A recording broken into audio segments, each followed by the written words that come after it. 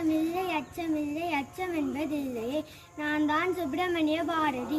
நான் ஒரு கவிஞர், சமூக சீர்திருத்தவாதி, தமிழ்நாட்டின் சுதந்திர போராட்ட வீரர். நான் தூத்துக்குடி மாவட்டத்தில் எட்டயபுரம் என்ற கிராமத்தில் பிறந்தேன்.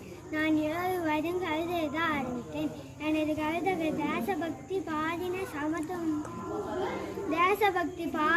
சமத்துவம் மற்றும் பெண்கள் அதிகாரம் ஆகியவற்றை கொண்டவை. நான் ஆசிரியராக பணியாற்றினேன். 1904 சுதோசமித்ரன் செய்தித்தாளின் உதவி ஆசானில் 1919 மகாத்மா காந்தியை சந்தித்தேன். வ.உ. சிதம்பரனார், சுப்பிரமணிய சிவா போன்ற தேச தலைவர்களை பலருடன் பணியாற்றினேன்.